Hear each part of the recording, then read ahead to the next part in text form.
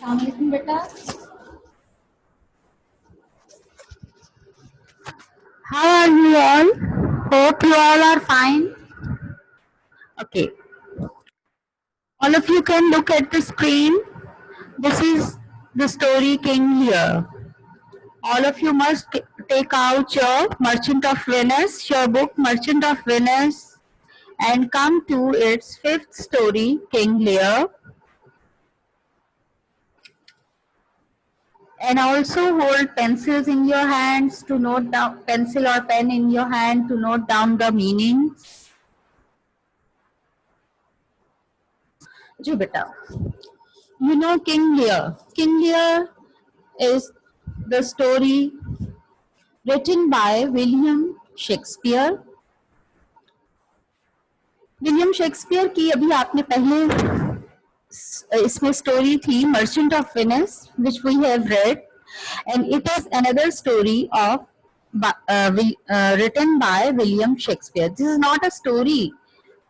Instead, it's a play. These are the plays written by William Shakespeare. And William Shakespeare, all of you must know about the writer first. Who was William Shakespeare? He was a great English writer. He was one of the greatest writers of his time, who lived in England over 400 years ago. But still, he is alive in our memories, he is alive in our books, in our literature, because after passing so many years, still English literature could not get a writer of his match. He wrote 38 plays, which were staged.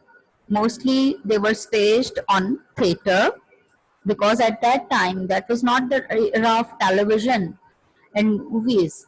उस time में, उस era में recreation के लिए, तफरी के लिए people used to go to stage and the plays were staged on theatre.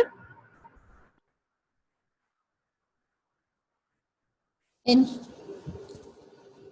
Shakespeare wrote different plays which are all about human nature. उसने किस चीज को डिस्क्राइब किया? Mainly his focus was human nature. अब इस human nature में उसने क्या डिस्क्राइब किया? मुख्तलिफ, जैसे इंसानों की मुख्तलिफ नेचर होती है, he also described different aspects of human nature in his plays. कि इंसान कभी अच्छे होते हैं, sometimes human are good, kind, noble, loving, and sometimes the human beings are also cruel, selfish, who doesn't care for anybody for their own purpose, for their own interest. They don't care anybody.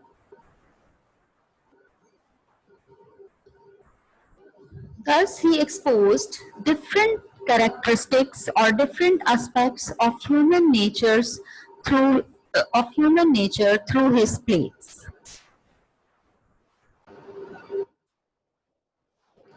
Now we come up to the story which we are going to start. This is King Lear. King Lear, it was also a novel written by William Shakespeare, and this play was staged on Globe Theatre.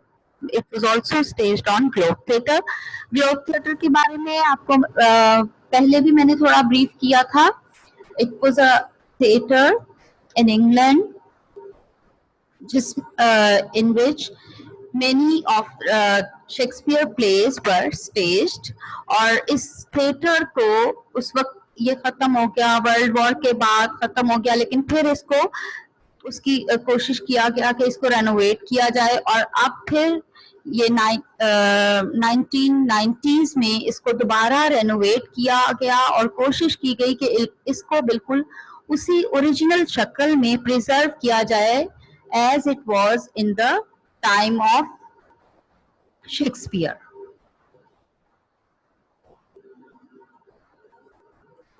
Now the story of King Lear. थोड़ा सा मैं आपको brief करूंगी कि story है क्या. The story revolves around King Lear. The main character is King Lear, and he was an old king. whose name was Lear, and who suffered death in the end by the hands of his own relatives, his own near and dear ones, okay? And also due to his own nature, his own restless nature, he was.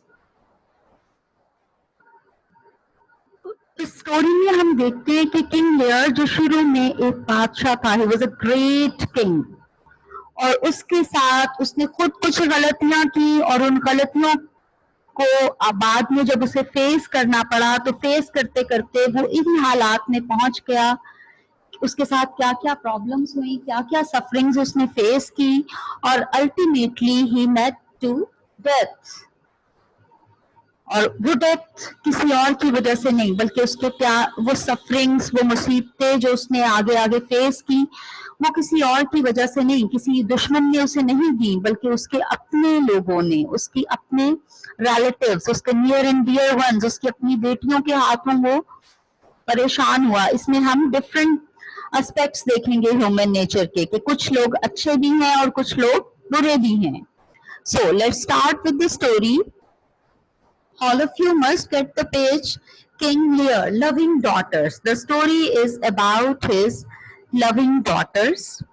Hundreds of years ago, there was a king of Britain called Lear. सैकड़ों साल पहले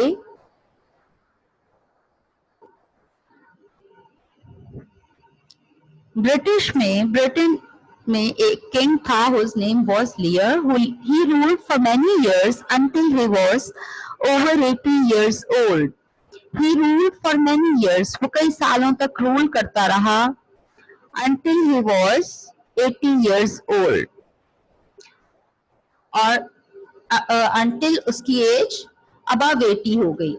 Above 80 is a great age. आपके grand parents की as भी 70-80s में ही होगी, मतलब 70 most probably.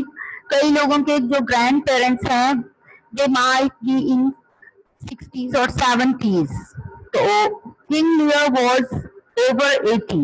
It means he was very old. He had turned very old, and he had ruled for many years until he was over 80 years old. Then he began to feel tired. अब वो tired, जाहिर है, feel tired mean थक जाता था. अब वो थकावट महसूस करता था. क्यों थकावट महसूस करता था? बिकॉज सल्तनत के काम होते हैं, एक ग्रेट एम्पायर के बहुत से प्रॉब्लम्स होते हैं. अगर हम एक घर को देखें, घर के मामलात को चलाने के लिए भी आपके पेरेंट्स को काफी विजिलेंट होके रहना पड़ता है. और जहां एक मुल्क की बात आए और एक ग्रेट एम्पायर की बात आए, तो ग्रेट एम्पायर को चलाने के लिए उसका जो हेड है, he must be more vigilant, बहुत ज्यादा एक्टिव, बहुत ज्यादा विजिलेंट होकर उनको काम करना पड़ता है. और किंग लियर उम्र के इस हिस्से में पहुंच चुका था कि अब वो फील करता था कि उसके लिए तमाम मामलात को संभालना, दुश्मनों से निपटना और फॉरेन और इंटरनल सारे अफेयर्स को संभालना काफी मुश्किल हो रहा था. सो one day he asked all his highest ministers to come to the royal court. So एक दिन, one day he asked all his highest ministers वज़राए आला, आला वजीरों को, जो उसके चीफ मिनिस्टर्स थे, वज़राए आला थे, उनको, वजीर थे जो उसके ऊंचे रैंक के, उन सबको to come to the royal court. Royal court शाही दरबार में. उसने दरबार में तमाम अपने मिनिस्टर्स को, तमाम वज़रा को बुलाया. He also invited there his 3 daughters, और उसने अपनी तीनों बेटियों को भी बुलाया. He had 3 daughters. बेटा उसका कोई नहीं था. Just he had 3 daughters. And what were the name of his daughters? Goneril, Regan, and Cordelia. What were their names? Goneril, Regan, and Cordelia.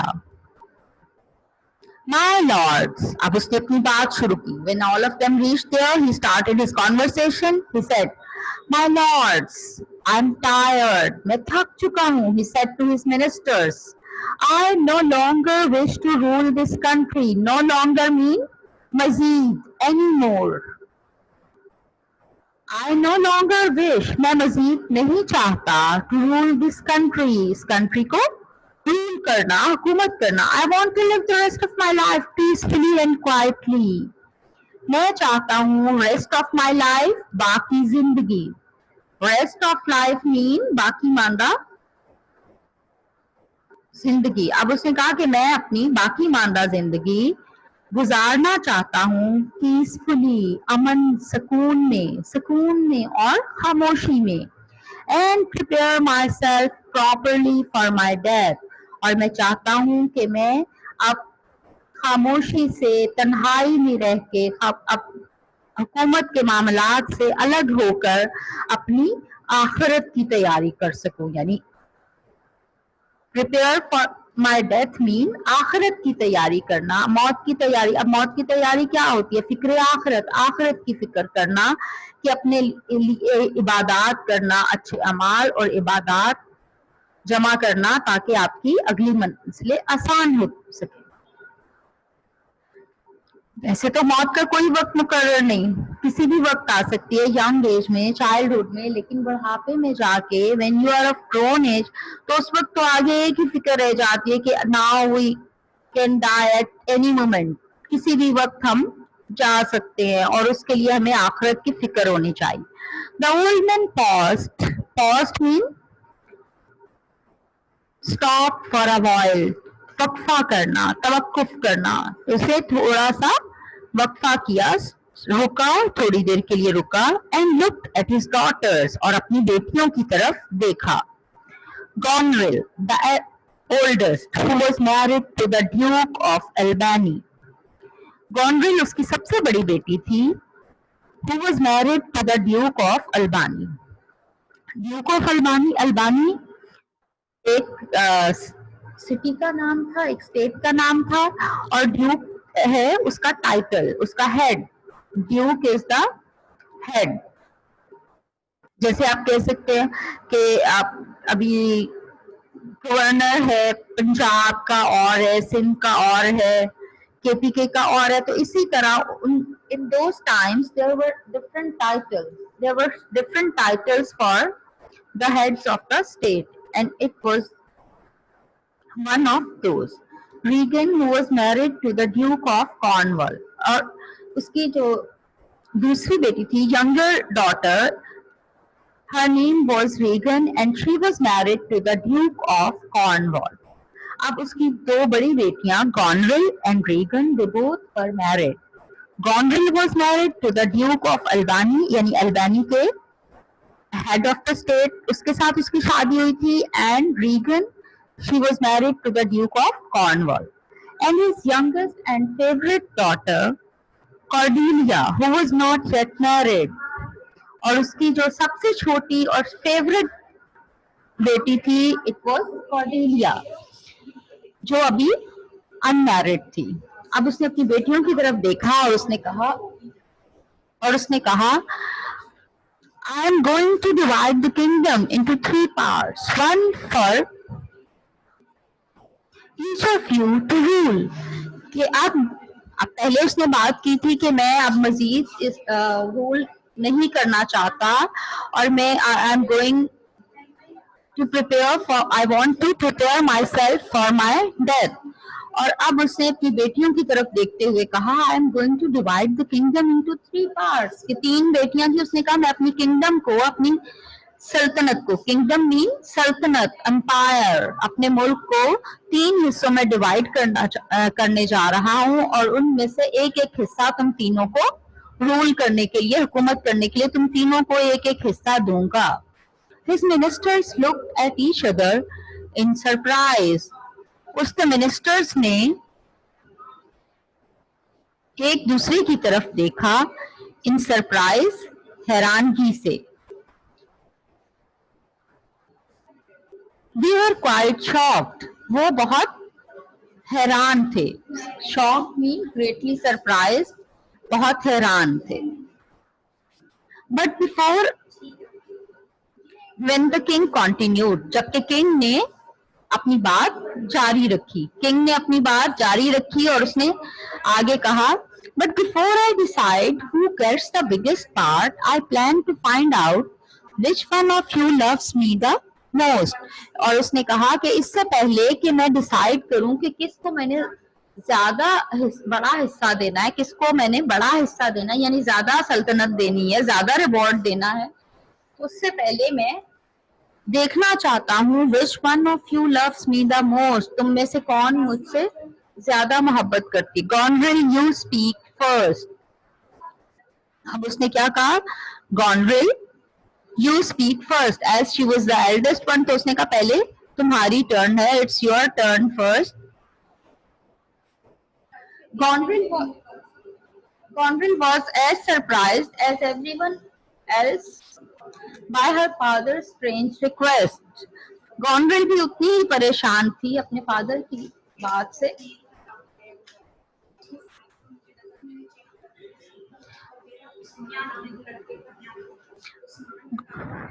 Goneril उतनी ही परेशान थी जितने के बाकी सब लोग थे।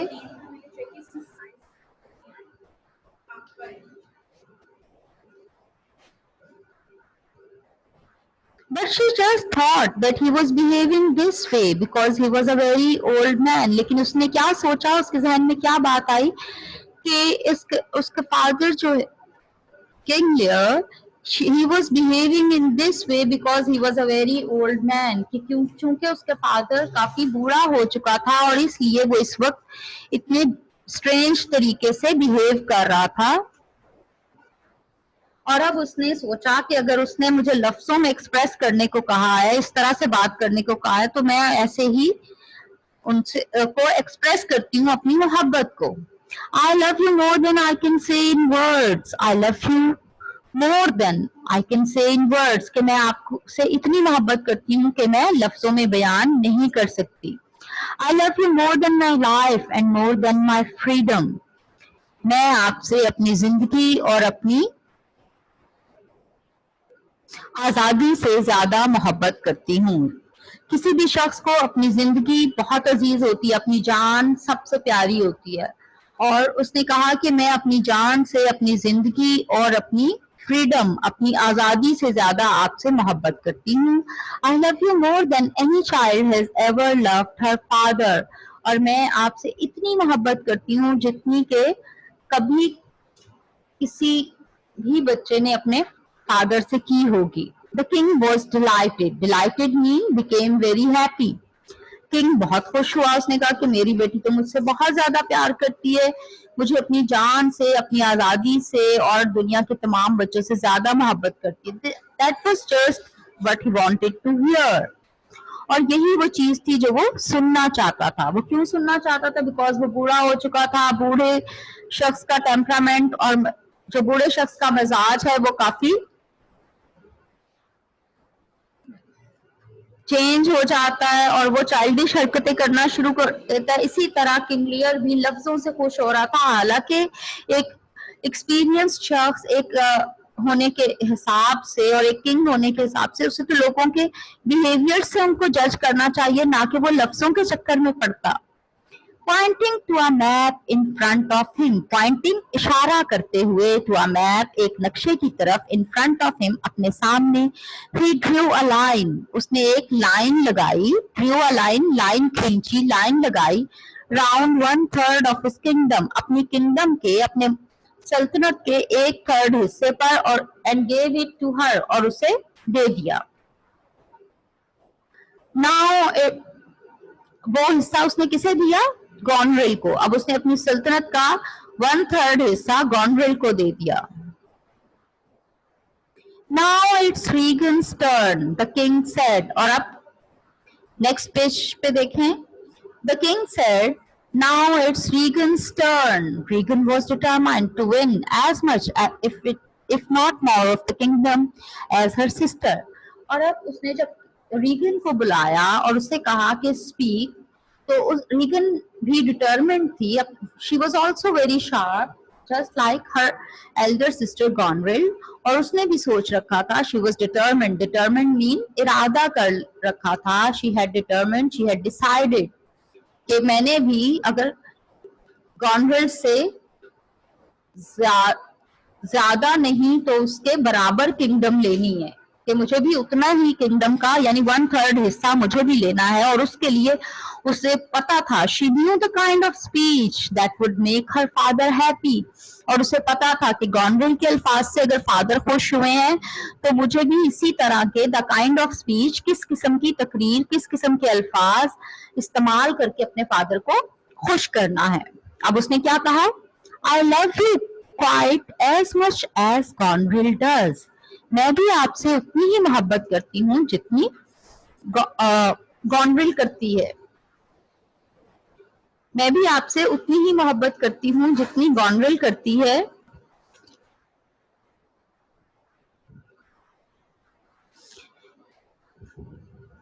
And more, for I am only happy when I am with you. और मजीद मैं सिर्फ ये कह सकती हूँ कि सिर्फ तब मैं खुश होती हूँ जब मैं आपके साथ होती हूँ। How lucky I am. मैं कितनी लकी हूँ।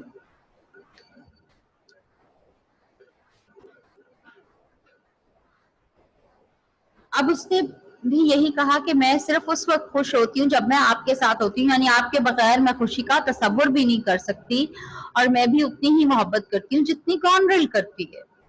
तो King Lear became very happy. How lucky I am to have such loving children. और उसने सोचा कि मैं कितना लकी हूँ, लकी खुशकिस्मत कि मेरी इतनी लविंग बच्चे हैं। He was very pleased. He gave Regan 1/3 of his kingdom too. और उसने अपनी किंगडम का 1/3 हिस्सा रीगन को दे दिया, यानी एक उसने मैप पे एक और 1/3 हिस्से पर लाइन लगाई, एनसर्कल किया, और उसने कह दिया, ऐलान किया कि ये हिस्सा रीगन का है। Now little Cordelia, what have you to say to your old father? He smiled. अब कॉर्डेलिया की तरफ देख के वो मुस्कुराया। क्यों मुस्कुराया? Because कॉर्डेलिया उसकी सबसे छोटी बेटी थी and was closest to him, और उससे वो ज्यादा प्यार करता था, and he wanted Cordelia to say even nicer things to him. और वो चाहता था कि कॉर्डेलिया उनसे भी ज्यादा अच्छे अल्फाज में अपनी मोहब्बत का इजहार करे, because he loved her more than either of the sisters. Either of the others, क्योंकि उन दोनों से ज्यादा वो कॉर्डेलिया से मोहब्बत करता था। But Cordelia knew that her sisters had lied to the old man. लेकिन कॉर्डेलिया को पता था कि उसकी बहनों ने जिन अल्फाज का इस्तेमाल किया है उनसे उन्होंने अपने फादर को धोखा दिया है, because that was not true. They had tricked their father.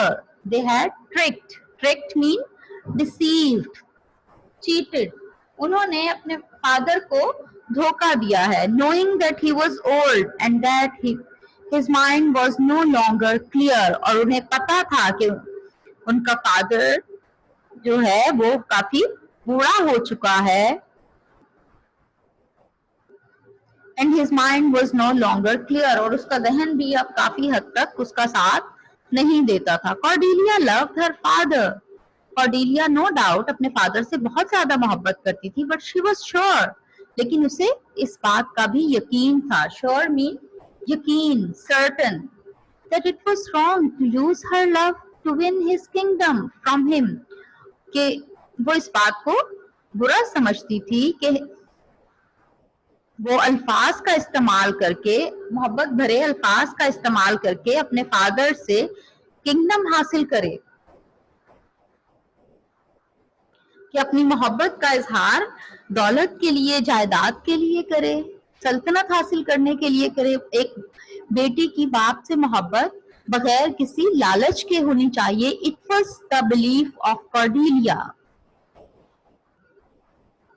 Besides, इसके अलावा, how could she explain her great love for Lear in words?